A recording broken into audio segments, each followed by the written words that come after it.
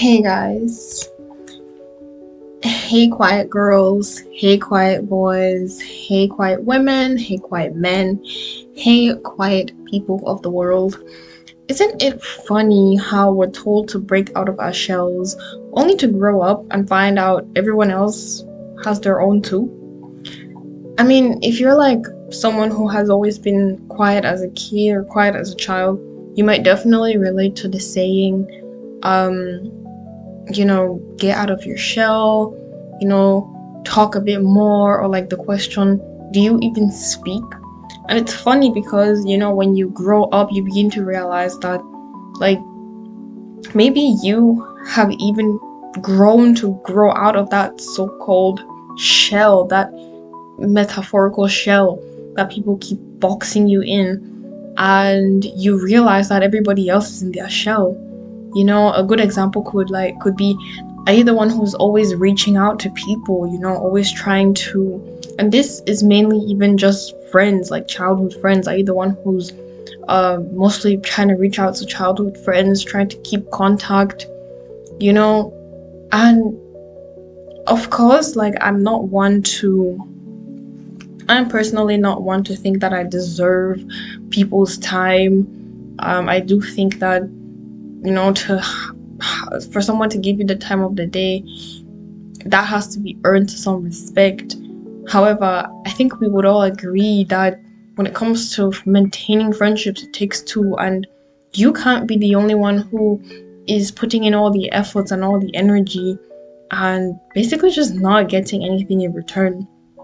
Today, I want to talk about how we need to learn how to not give people our all.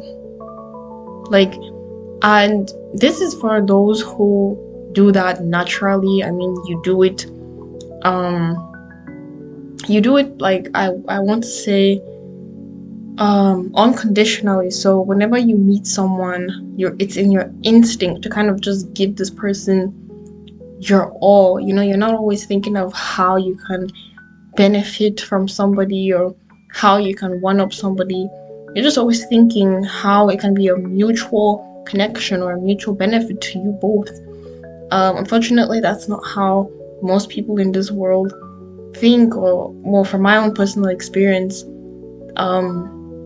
that's not what I've experienced. I personally remember as a quiet child, and even now, because I'm still quiet by nature, I used to beat myself up a lot for being quiet. And even now, sometimes, especially at my workplace, I always have difficulties getting along with people just because I'm quiet. People don't like the fact that I'm quiet. And it's intriguing, when I think about it. It's very telling, because a quiet person is someone who just, doesn't cause trouble. They don't do anything, right? They're quiet, they're boring, non-responsive, mute, but they trigger so much insecurity, so much dislike, so much hate. And I think it's very interesting. And I think that as quiet people, we need to not beat ourselves down for being quiet. We actually need to be a bit more introspective about the kind of reactions that we trigger in people, and actually realize that it might just be very powerful. And when it comes to confidence, it might even be paradoxical, because people view confidence as, this boisterous display of power and noise. But what if true confidence is being able to stand in the midst of people who dislike you for absolutely no reason?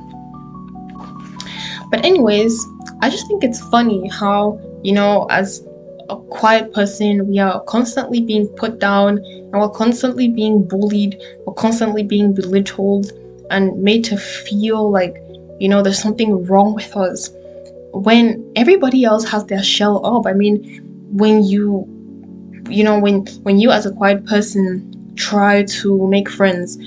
I mean, why doesn't it come easy? It doesn't come easy because you're quiet. That's not the reason. Because friendship is a two-way street.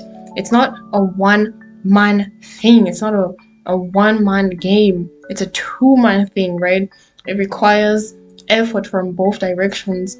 However, I mean, you are the quiet person, right? You are the unresponsive person, but you find yourself to be the one texting more, initiating hangouts, talking more. I mean, how paradoxical, how confusing is that? It actually irritates me when I think about that. I don't know about you guys, but it really irritates me, and I just find it very ironic. A lot of people are very guarded, as adults, and understandably, we've all been through certain things, and to some extent, we do have to guard ourselves to protect ourselves. But I think it's funny that, it's okay when everybody else is guarded, but when a quiet person is guarded, then it's oh, there's something wrong with her. She's just weird, and like she's just like rude, and she just doesn't talk to anybody. Interesting. In my own personal experience, I was a lot more insecure about my quiet persona and my natural quiet self when I was in middle school. So when I was between the ages of 15 and 17, that's when I was a bit more like, I was unsure of myself as a quiet person. And at 17, I kind of just said F it and kind of just sat in my corner and didn't care. I just blocked myself from the world and retreated in my shell, like even deeper.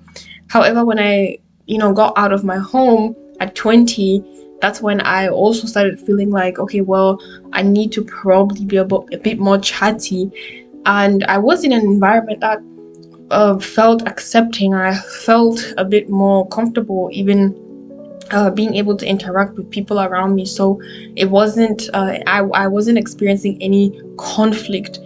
However, at 21 to 22, and well, currently right now, I have not experienced much conflict with being quiet. I have experienced a little bit, and the conflict that I've experienced is basically feeling like, yeah, I'm in a new country, a new land, and where a completely different language from English is spoken, and I feel that I'm kind of hindering myself by being quiet. And I felt like that for the past 2 semesters of school. However, I'm growing to really realize that, well, I've always realized it's kind of like a roller coaster. One minute I'm like, what, being who I am is okay. I'm not hurting anybody, and I am a lot more productive when I'm focused on myself and my tasks and my goals than when I'm focused on interacting with people.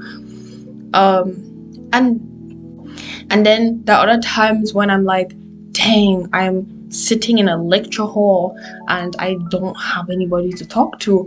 That's crazy, but for the most part, I'm very accepting of who I am as a person, and that is somebody that is introspective, analytical, and very quiet.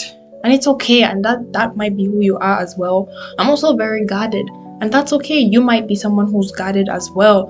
You might be somebody who observes and prefers to listen, and that's fine. That's okay, because it's okay for everybody else to be who they are. And it's okay for you to be who you are as well. So, I mean, growing up as someone who's quiet is definitely never and never will be about breaking out of our shell. What?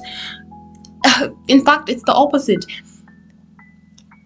Build a new shell, an even tougher shell, a stronger shell, where you can be shielded from the adversities of this life. And of course, there's the wear and tear and everything you can't escape. However, what is most valuable and intricate, it's what's inside, and you'll be shielded from the heat, the sun, the rain, evil, and you preserve your true loving and kind nature. That's the ability to remain untainted from this world, and it's okay. Build a stronger shell. Build an even tougher shell, because you're definitely going to need it.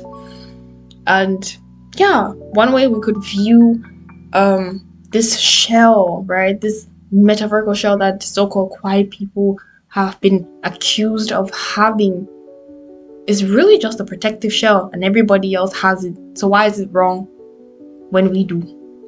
Thank you for listening. I hope you enjoyed this video. If you like more videos like this, just comment, like, and subscribe.